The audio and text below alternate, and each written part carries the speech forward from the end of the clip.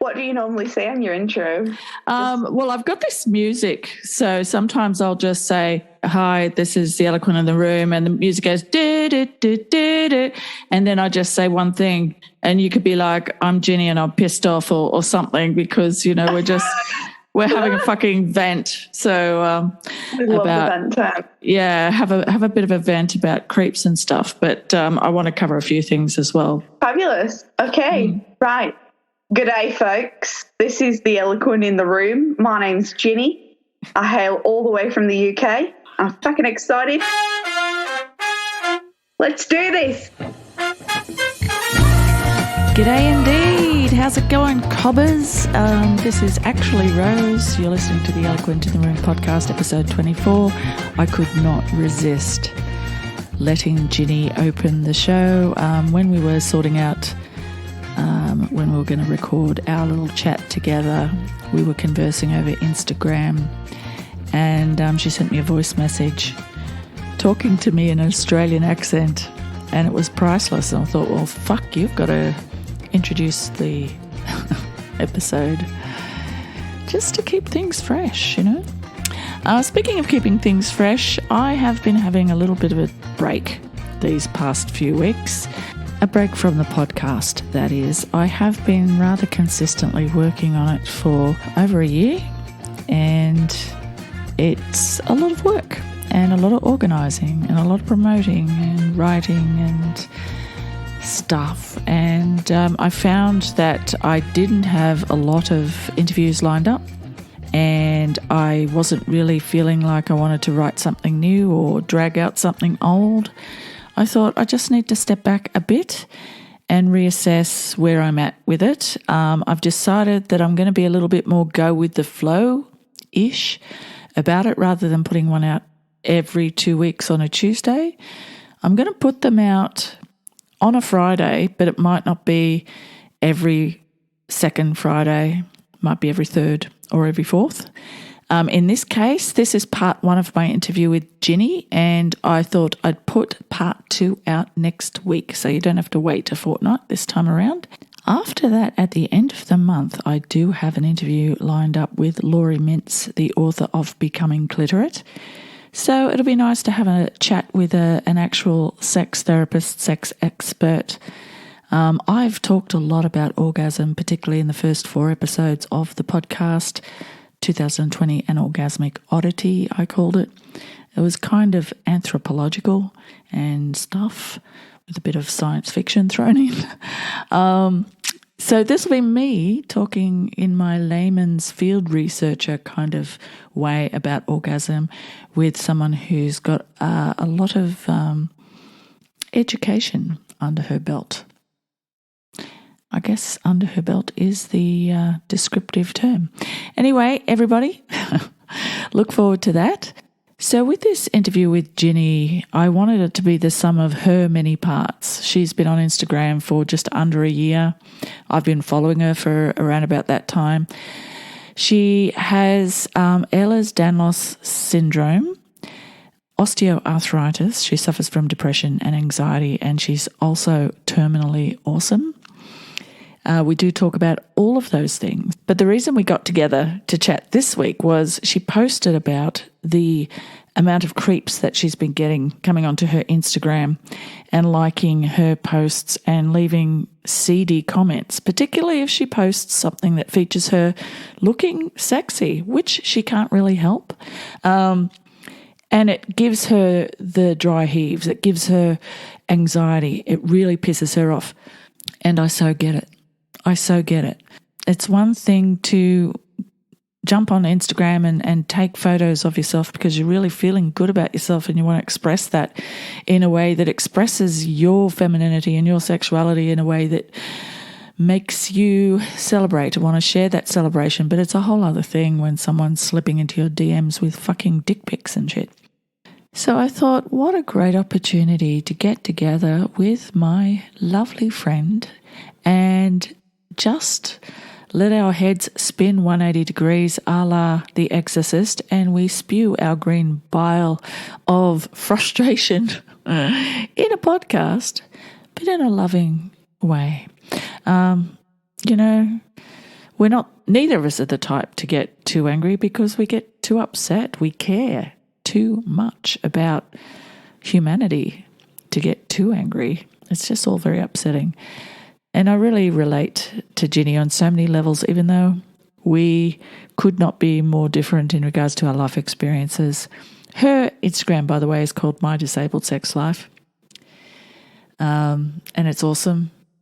For someone who really is kind of new to doing what she's doing, she's fucking smashing it. So I do highly recommend you follow her. But with no further ado, here's the Little Tinkle Tinkle and have a listen. Let's do this. Yes! That's perfect. That's perfect. Thank you so much. I thought that would be such a great idea when we came on. Yeah, absolutely. Because one of my favorite things about being a dickhead at my age is no one ever sees it coming. So right. I get some faces. Did you ever heard of or do chat roulette? Yeah, big time. It was common, wasn't it? I haven't done it for years, but they kept changing it. And it just sort of seemed like it was a less hospitable. It was already a sea of penises anyway, but it was a less hospitable thing. And one of the things I enjoyed most about it was seeing people's faces when they clock me. And there were several expressions. There's like, what the fuck's she doing on here? She's my mother's age. And just like run screaming like, oh, you just get this sort of look going, horrified. And then you get the intrigued, like they're and start having a conversation and stuff. I used to put Christmas lights on myself at Christmas time and do it. I'd be drunk. Oh, Rose, bloody hell. What you like? Yeah, I think it's just this perception of like older people have to be so demure and like church going and, clutching the purse too. But my grandma's always been a fan of growing old disgracefully. The more uproar and the more kerfuffle you can cause, the better, really. You'll know yourself, like you always feel a young age in your head, don't you? Absolutely. Your body ages around you, but nothing changes. Absolutely nothing. I'm only in my 20s now, but I still feel like I'm at school. And I bet that feeling is going to continue well into my later life. Yeah. And I would hate to think that, all of this that makes up Ginny would disappear just because I'm old. And I apply that a lot to sort of my life with disability and how I want to advocate for the disabled community because, I might be in a wheelchair, but that doesn't mean I'm not going to neck 3 tequilas and try and dance like Beyonce, Absolutely. It's a thing you already give no fucks now. Like exactly. I was married and about to have babies and stuff when I was your age, but I wasn't what you'd call conservative by any stretch of the imagination. But had someone said to me that I wouldn't even begin to start to feel like I was starting to get old, like there's a lot of starts in that sense. It's really not until after 50 and then more or less after 55 because the aging process accelerates. But otherwise, if you're healthy and all that sort of stuff, healthy diet and whatnot, and you keep a young attitude and whatever, there's this grey area where you can dwell, and it's a nice feeling because you don't feel weird in situations, and other people don't feel weird in situations. But now that I'm getting a little bit older, I'm only starting to think about it, and I think the pandemic's making it worse because I'm at home a lot, not socializing as much, and so I'm quite enjoying. I think I might be ready for the cat and the knee blanket and the stories at midday. Nice cup of cocoa before bed. Yeah, exactly. But instead I'm getting my tits out on Instagram. We love to see it. Yeah. Now, I was just going to say that's why I've stopped getting my tits out on Instagram, bloody perverts. Yeah. So I thought we'll get to that, but first I wanted to just unpack the beautiful gift that is Ginny, right? And because it's Pride Week, I was like, let's first unpack that. So you are queer as fuck. In fact, you have you have the hat to prove it. Yeah. So how do you identify? So I identify first and foremost as bisexual, and high five. Bisexual loveliness, and I have done for a very, very long time. I was sort of one of the first people to come out in my village, in my school. So I experienced quite a lot of homophobia, and then went on to date pretty much most of the ladies that had been homophobic to me. Because that we know that, you know, the most homophobic ones are normally the closeted queers. Yep. So, you know, I felt very comfortable with the bisexual label for a long, long time. And then I sort of felt, as I've sort of grown into my older, wiser, maturer woman self, that queer gets me, queer understands, and that lets me play within my gender identity. And yeah, my pronouns are she, her, but like I really like to butch it up a bit and play with my drag and express my queerness in that way. You know, I wouldn't go so far to say, oh, you know, I'm exploring being non-binary, because I'm very comfortable in my gender expression. But I just like that room and that playfulness that queer gives me. And it is just like a do what you want with it label, really, isn't it? It is. Because I think there's so many assumptions about bisexual, and Christ, I've had them all growing up. Oh, yeah, I'll turn you straight from all the perverts. And, oh, so you're gay now. Yeah. When you date the same gender, and you think, it's got so much negativity towards it, and it really frustrates me, you know, being called transphobic and everything like that with being a bisexual label. It's just frustrating because it's so inaccurate. Like, you don't know what goes on in here. You don't know why I'm attracted to. Yeah. While I just love people, and I'm attracted to people that are funny, smart, witty, and that. It's just that I was raised in the 60s and 70s. And when I did get crushes on girlfriends and did try to mac on with them and all that sort of stuff, I'd get a lot of pushback and get called a lesbian. And so I was closeted until my mid-20s when I was married. So it felt like there wasn't much I could do about it then, but times kept changing and I kept evolving and I just kept getting more visible and reading more books about it and finding out more about it and going to queer events and identifying and all that sort of stuff. And doing that meant so much to me. Like I did the Sydney Mardi Gras one year, like did the parade with a float and all that sort of stuff. And it was like this rite of passage. And I was like, this is my community, and there's so many people that are on that bisexual spectrum that are just a smidge. It seems to me queer, the umbrella word, eventually, like we're coming up with more and more and more and more flags and gender identification and sexuality identification. But I think when it comes to sexuality identification, everybody is queer, and I think I think having the B there makes people think, or the bi word there makes people think too hard about what that means, because we live in a different time now. A binary world, we do. Yeah. And I don't think it meant binary back when. It just meant that you're not just only attracted to people who identify as the opposite sex.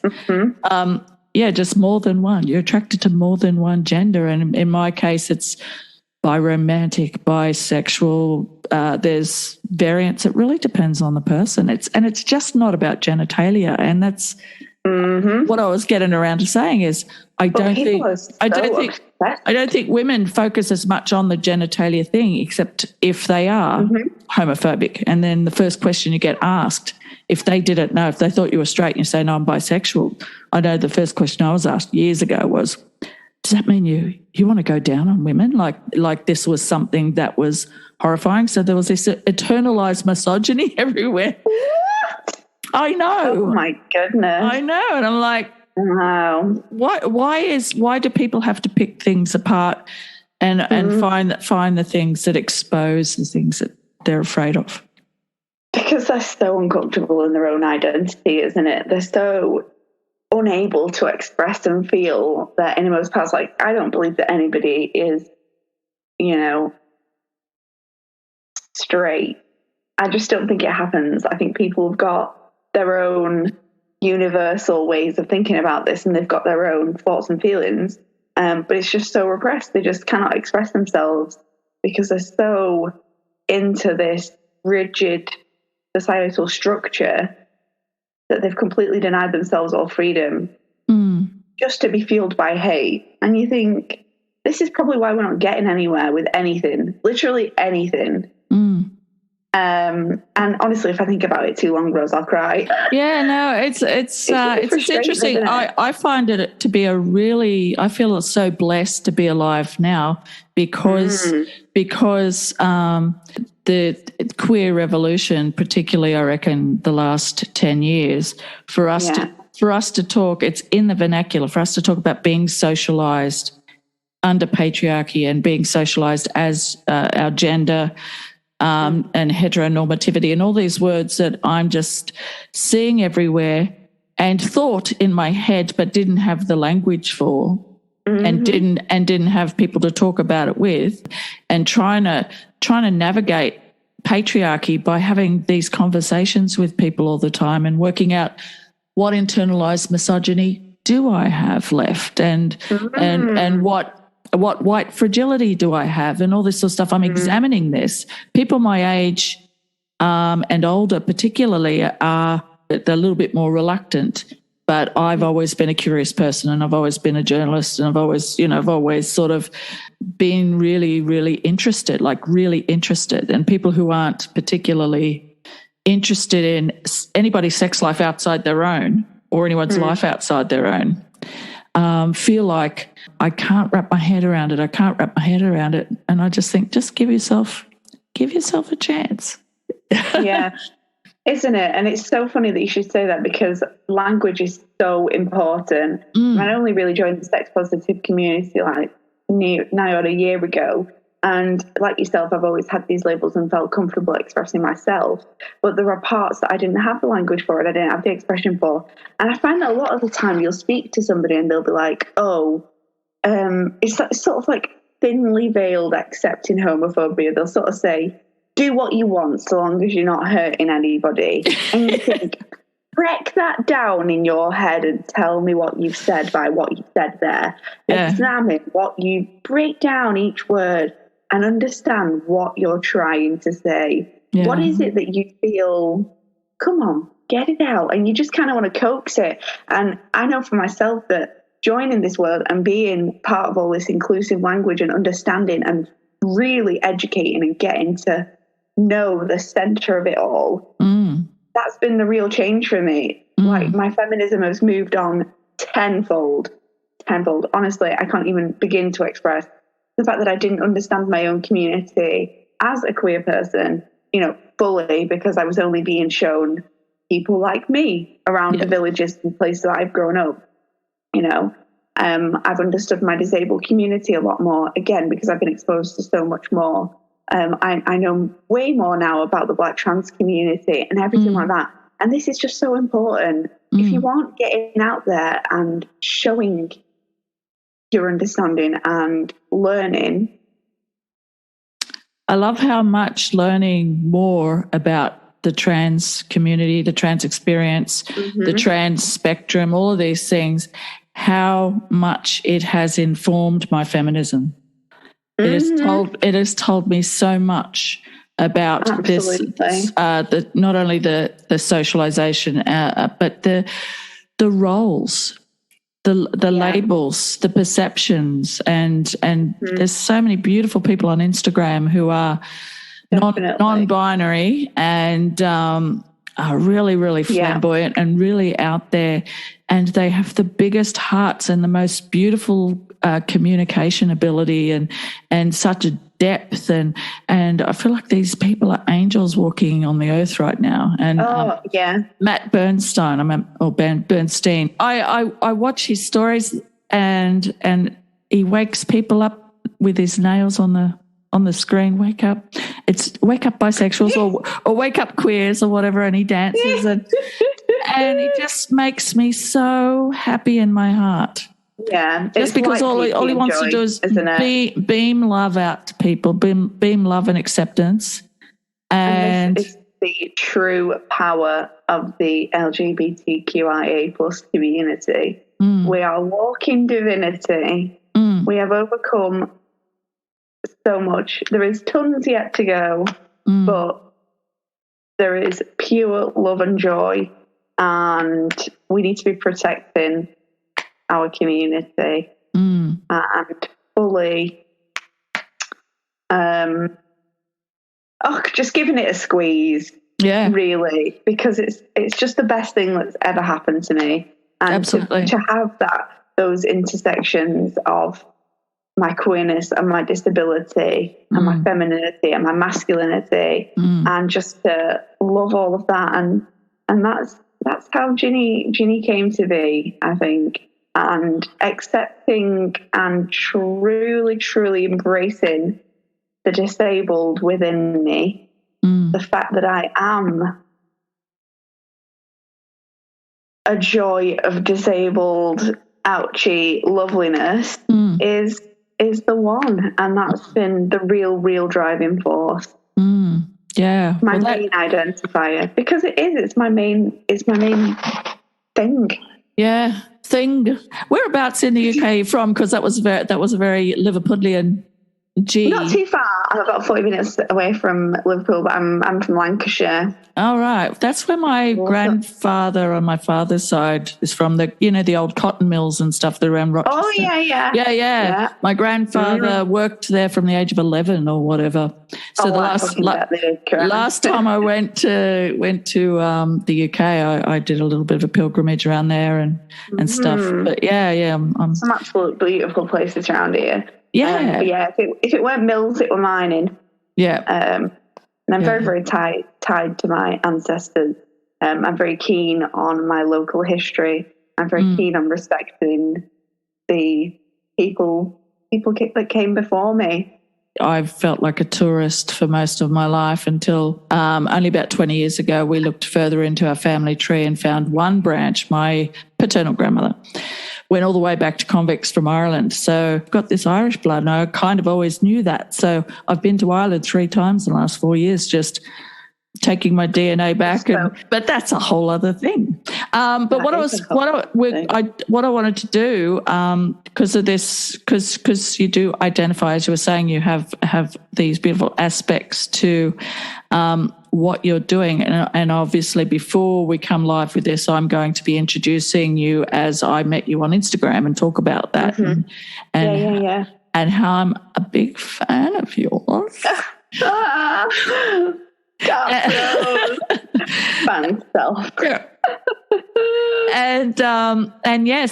So we've got you as queer as fuck. So what first gave you the idea to pop on Instagram and have an account that was actually an influencer or a social consciousness sort of branding? Do you know, it's really funny that you've sort of said to come on with like a social conscience influencer presence, because I see that a lot of people get messages that are like, how do you become a social media activist, or how do you become an influencer? And you think like, fuck me, I don't know, it just shit and happened. What it was I was really embracing the power of the sex positive movement. It had done more for me in 3 months than ever in my life. Education at school, family education, people that I grew up with, etc., etc. There was a lot of unlearning that was needed. How did you catch that wave? Like, how did that come into your life? I'll tell you for why. I was out glamping. I was pissed with some friends, and as the conversation normally turns, like, oh, who's seeing who's having sex with who? I've been married for 4 years now. And yeah, things were all right, but there was a lot of trauma that was unaddressed there. I was struggling to self-advocate, struggling to adapt and overcome from my disability specifically. So sex could be better. And I really don't know how it happened, but one day I just sort of fell across one of Ruby Rare's posts on Instagram that said like girls wank too. And I was like, oh my God, people talk about sex on the internet. because like I feel like there are so many different like streams to Instagram, and like people say it about TikTok, like, oh, you've got to go through cottage TikTok to get to lesbian TikTok. And I'm not on TikTok, so I don't know what that means. No. But I run 3 accounts. I've got my personal account that's all bacon and dogs. I've got the doing up my house, which is all renovation. Yeah. And, you know, it's just hundreds and hundreds of accounts of renovation, and it's great. And then I was finding these sex positivity, and I was like, right, I want a space for these. So I was going through and I was finding all this great information and thinking like, this is incredible. You know, I'm really, really empowered by this. I'm really empowered by these people.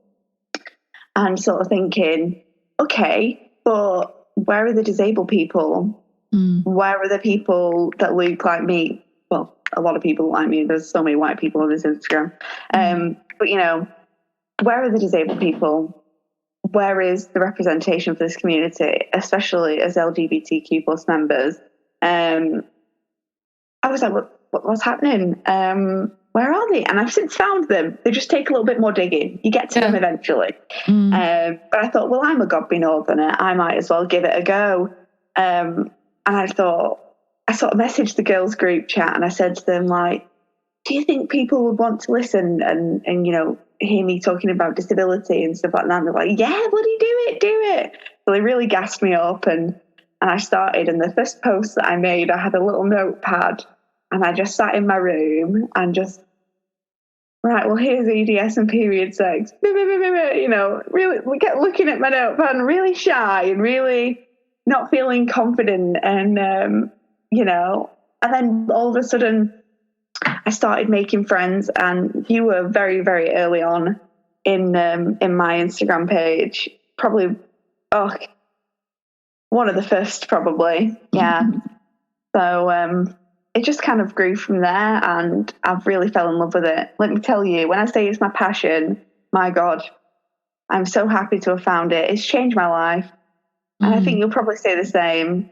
Well, it comes very naturally to you, and I think that accounts for, like, you've grown quite exponentially. But I presume your audience is very organic. You're not getting a lot of sort of people who just come in and follow you because, I don't know, some sort of algorithm thing or anything that you've done on your side. There was no goals. There was never like, right, I'm going to hit 10K within the year. There was none of that.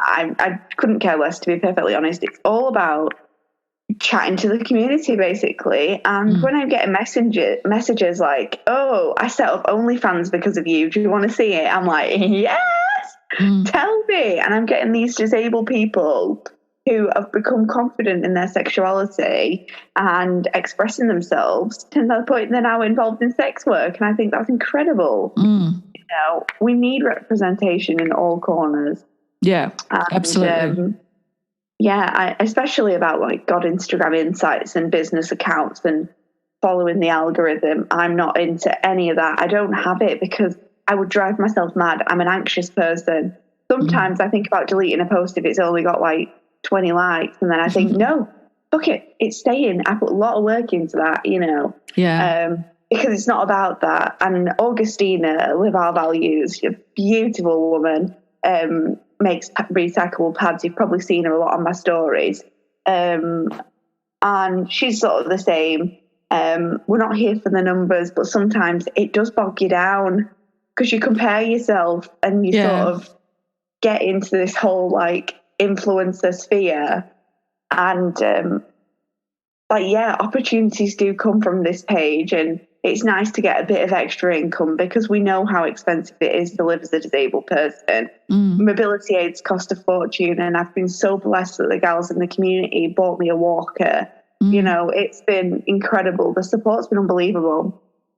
I get a lot of imposter syndrome. I don't know whether that happens to you as well, but I sort of feel like, why the fuck am I being listened to? Like, you know, there's so many more beautiful voices that need to be heard, and I'm sort of taking up space and I shouldn't be. And then I think, no, you are living your experience. You're talking your experience and people like it. So Yeah. Have a bit of fucking faith in yourself, for goodness sake. Yeah, it's a weird sort of space to be in because particularly if you're an activist and that's what you are. You're an activist, and that's to do what you want to do because you feel that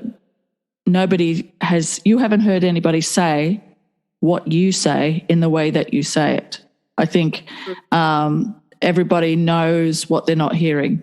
And that's why you want to grab a mic and go, well, while everybody's talking about stuff, I just want to add. And that's where I'm at. I'm just like, I see there's so many Instagrams and stuff and qualified sex educators and qualified counsellors and all this sort of stuff.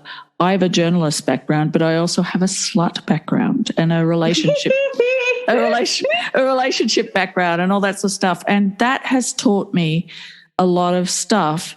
People who are experts in their field are very good and they've read the stuff and the studies and all this sort of stuff. But we do know that the science has been shit for a very long time about women's sexuality. We know that there's so much we're still only just now talking about, and I've been reading about this stuff and writing about it, reading about it for 45 years or whatever and writing about it for 30 years. So it's like it's not new. None of this is new. No. But the internet and pornography just came and steamrolled what good stuff was happening in the 60s and 70s and 80s where we were actually allowing ourselves the freedom to be sex positive. Uh-huh. People used to call me a slut when I was 17, 18 as an insult. And I just thought it was so... The double standard always got to me. Always, always, always. So I never felt awkward. I never felt I was always curious. I was always open and discovering things early on and just having so many other things just come along the way. And I think I've been having not just having a variety of partners is one thing, but having those long-term relationships, that's where you're learning the stuff. That's where you're experimenting because you've got your trust with people. Yeah, and that's where your communication and your boundaries and all of that sort of real exploration and sort of comfort comes from, I feel. But there are so many people that are like myself, literally, this is why I'm like, Christ. But anybody's life can change from this, because if I can come from the position of hating sex and crying and feeling like a mess all the time to screaming, Yes, screaming. I love orgasms on the internet. Anybody can do it. And that growth is possible for everybody. And you don't have to be a hoe to be sex positive. I just want to check everybody and be like, come and join us. It's brilliant. Like you say, you've seen more disabled accounts on Instagram and all that sort of stuff. Has that community, does it have its own sort of character? Is there something that's sort of emerging within this culture itself? Do you feel there's is it a sex positive culture? Is it are these intersections sort of presenting themselves in tandem for you? Because I don't follow as many disabled accounts as probably you do. Yeah, I would definitely say that the disabled people that I've come across have really, some of them are like myself, have come in with, I'm sex positive and I also happen to be disabled. Let's talk about the disparities between the two, because these aren't normally communities that sort of intertwine from the beginning. And it's sort of like the body positive movement has largely been sort of co-opted from being about fat black women to thin white women, like, oh, look, I've got one bit of cellulite, and the sex positivity sort of has done that a little bit as well. And it's been, sort of the more privileged amongst us are becoming even more privileged and even more educated. And it's sort of like, whoa, hang on, we're still leaving behind our BAME communities, we're still leaving behind our disabled people here. So, yeah, we're sort of dragging up in the end, and brands and and stuff like that are reaching out more for more representation and to include disabled people, but it still feels a little bit like tokenism at this point. So I guess unless you sort of come in with sort of sex positivity first and then I happen to be disabled, whether they're quite matching, I wouldn't say. I mean, I'm only speaking from what I've seen and what I've experienced. People might think, fuck you, I disagree, because they've seen it from a different angle. But I feel like if the non-disabled people, I mean, they do. People are good at sort of including me, for example, but I'm palatably disabled. I'm like, you know, a dynamic mobility user. I'm very non-disabled. But for the more severely disabled people or for people with learning difficulties, there are still less people advocating for them, and there are still less people raising awareness. So there's still that disparity there in the community. We as a community, we do come together incredibly well. I find a lot of people are very supportive, but gosh, I've also had some disabled people that are like, you're miserable, you're like representing us in a bad light. And I'm like, what? Because I'm angry about our issues? No, I had to block somebody. Never mind. Oh, right. I hadn't thought about that, but I when you say it, there's always people that don't want to be defined, and they think that anybody talking about the disability is them defining themselves by the disability. Is that? That's the fucking point. Yeah, I am disabled. Everything in my life comes from, will go to, and is always affected by my disability. So why wouldn't that be something that pops straight to my forefront of my mind when I'm talking about my life and what happens in it? Do you know what I mean? And I feel, I personally, I have my fucking rants because creeps, but I feel I come across with a very, very positive light. And yes, I get angry because the discrimination that this community faces is inexplicable. I think it's, just look at society and how inaccessible it is. And accessibility varies for every single person. What I need to be accessible and what somebody else with disability needs to be accessible can be two different things. And people sort of half-arse a ramp and say, I'll carry you into club, and think that they need to be applauded for that. And people are okay with the fact that disabled people cannot access pretty much every facility in our society. Yeah. And they're happy with that.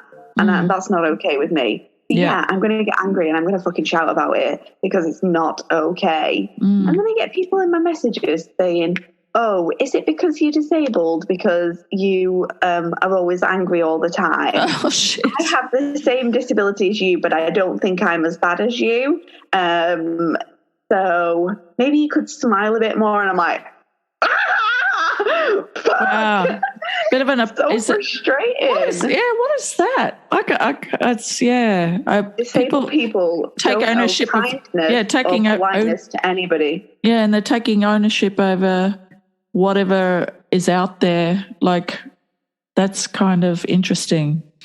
I find it interesting too that you're talking about body positivity too, and I hate that the body positivity movement is co-opted, as you say, by people who aren't necessarily in any way challenged by things that other people might find in any way unpalatable in regards to their physical appearance. Absolutely. But there's this body dysmorphia is what it is, and even thin women, and I've been thin all my life, just have a distorted view in the mirror. You just sort of, you see what you see, and it's taken me, like, I have never had hang-ups about my body, but I've always been privileged because I'm tall, but your body does change with age and having babies and all this sort of stuff. And women are socialized to see their physical appearance as currency. Whatever age you are, your entire validation as a human being is based on your fuckability. And what I'm seeing in all of Instagram, it's like, it's all positive. It's all body positive. It's all empowerment for disabled people. It's all this, but at the end of the day, everybody is still wanting to be validated as still being sexually desirable. And that seems to be the yardstick that we are using. And that's this patriarchy thing. It's kind of like, it's kind of like, feels like one of those growth things in a movie, like or Stranger Things or something, where there's this webbing everywhere and we're clearing away a bit of patriarchy and we're getting to see a bit of daylight, but it's creeping up in other ways because we're still all defining ourselves by I'm this, but I'm still sexy. I'm this, but I'm still lovable. I'm this, but I'm this, but it's all sort of with women more so than men. It's like I'm this desirability factor that goes into whatever. But I love your account so much because you're just 100% you. Like, there's no other way to be, though, is there? There's just no other way to be. And one of your posts that I found so compelling was just I'm going to post a day in my life, and and it was one of my favorite ones because I'm like, I see this person who's for the most part very chirpy, and adorable with your vernacular from wherever it is you're from. So you're like my giddy aunt and all these sort of sayings, and I'm sure I'm like. I know I make Americans laugh with the things that come out of my mouth, the Australian slang and stuff, but you kill me, girl. You kill me. And just sort of like actually seeing how you live and how that makes me feel because I care about you, and how it makes me realize how, not ableist per se, but how I have screened out people's life, day-to-day experiences, except for the people who I know who experience disability. But I don't have a peripheral vision around it. That's privilege. The thing I love so much about Instagram, in spite of its flaws, is this sense that I've got like 2 handfuls of accounts that mean a lot to me, that make me feel good, that have taught me so much. Yeah. And make me feel like there's hope for the world. I protect myself from joining things that might involve me coming into contact with things I actually don't want to see. Yeah, quite right. Yeah. That is absolutely. I think that's the one. And TikTok's sort of very much directed at the young people, and I worry for how much on there. 'Cause my nephew, he's 7 now, but when TikTok first came out, he was 5, and he was on TikTok all the hours of all of the days, just constantly scrolling and scrolling and scrolling and scrolling.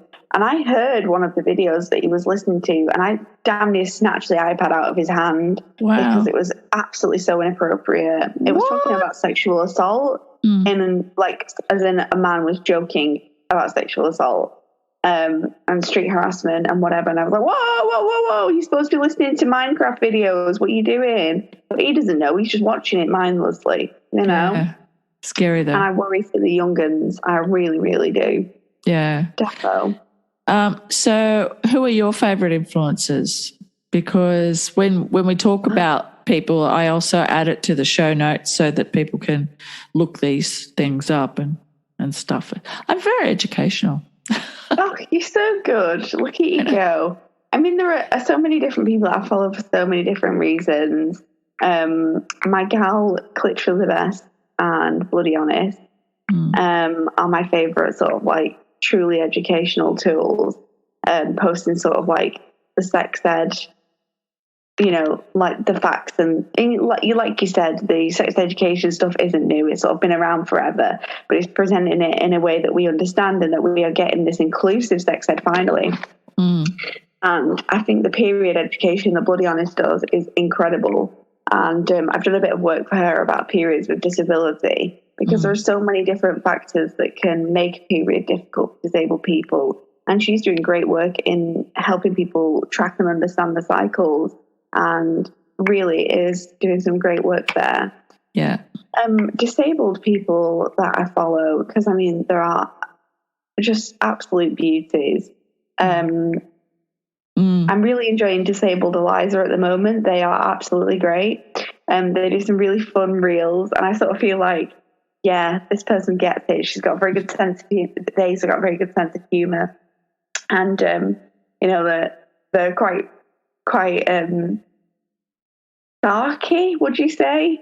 Andrew Gerza is also absolutely hilarious. Very, very dry, very witty. And he's done a lot with do you remember the book review I did, the That's Handy book of Love, Lust and Disability? He was one of the co-writers of that. I absolutely love Dandy Doodles and the artwork they produce. They're a queer disabled person. And there's this one cartoon that really gets me. And it's like somebody's in a wheelchair and they've got their partners off shopping for them.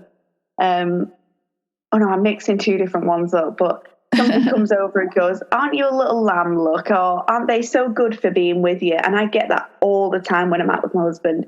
People going, "Isn't he brilliant for pushing you around?" I'm like, "No, my you don't know, sweetie." Honestly, it happens all the time. They have no fucking shame, Rose. The outward ableism that they display when I'm in public on a mobility aid is despicable. Fuck! It's great, though. He did. Oh, no. Sorry, you're going to have to bleep his name out. Nobody's allowed to know his name.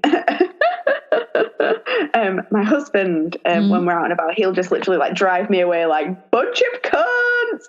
And when we're leaving the accessible parking spaces, he holds my badge up to the windows showing everybody.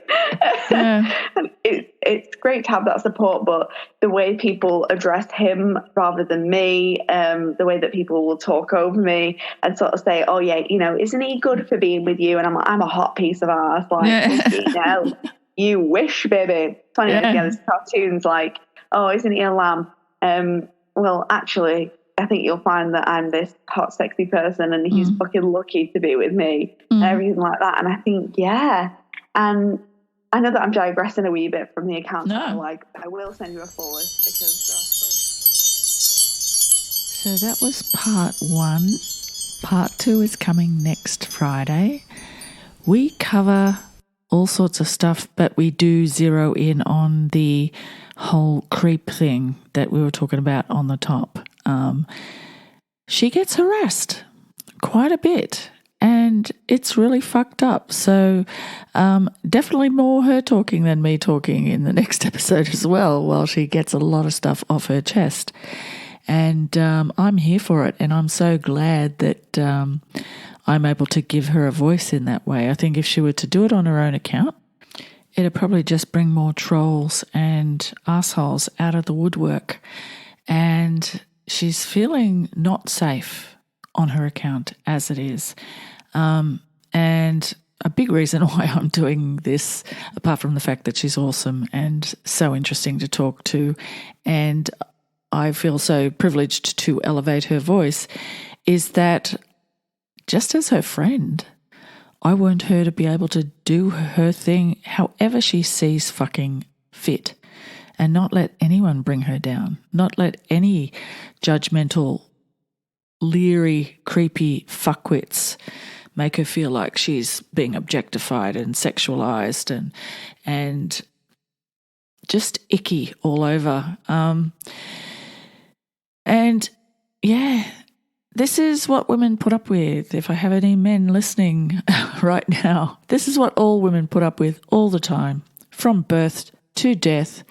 You're either too tall, too short, too fat, too thin, too dark, too light, too smart, too dumb, too maternal, not maternal enough, too tough, not tough enough, too sexy, not sexy enough, too slutty, not slutty enough. And we get judged all the time by men. We also judge each other too much. And it's all just insanity. It's all patriarchy. We're all victims of it, and we're all fucking fed up. So that's what this next episode is going to be about. Hey, remember in my earlier podcasts, after everyone, I would always say, please like, share, rate, and and do all the things that will help boost the algorithm, and send me DMs if you have questions and all that sort of stuff. I'm going to reiterate that, but I'm going to add a big please at the end, because guess what, guys? I'm not actually hearing much. I'm hearing the same sort of level of communication from the same people who are in my sort of inner community on Instagram and Facebook and all that sort of stuff. But there are a fair few of you listening to the podcast, and because I want to take it more casually and not necessarily push an agenda, I do want to listen to you and what you want, and I want to hear from people who are enjoying the podcast. I want feedback of all kinds, but most of all, I do want help growing my community, and the best way to do that is for you guys to talk to people about it, share it, like, subscribe, follow me on Instagram, share my posts on Instagram that you like, share them in your stories. I don't want to go and buy a fake amount of followers on Instagram just so that my numbers look good. I actually want every single person who is following me to be following me because they actually want to be part of the community that I'm trying to curate and cultivate. I'm yet to start a Patreon yet. I should probably get around to that. I am working on more music. I hope to have an EP out before my 60th birthday in November. And working on the second track at the moment. Oh my God. I'm so lucky to have a live-in producer and brilliant musician in my son. What can I say? We're having fun. But he's a busy guy. So it's finding time to do these things. But in the meantime, my brain never turns off. Hence me allowing myself a little bit of downtime from the podcast these last couple of weeks, because I think I was having a bit of burnout. And that's the thing about being a creative. You not only need to be disciplined in order to create, you also need to be disciplined in order to listen to your body and listen to your brain when it needs to actually, rest, recharge, reconfigure, defrag, rest, just watch bad TV or go for a walk and talk to the trees or do anything. I was feeling like things weren't as organic as they could be. So I decided to just go, you know what? Let's just put the podcast out on an ad hoc basis from now on. And then after a few days rest, I started to feel happy again. Okay, so there's nothing more for me to say except toodle pip from the eloquent in the room. Oh, Ginny, I do hope you liked the bleep that I made in bleeping out your husband's name, because you weren't actually using a swear, a curse word. I used a curse word as the bleep.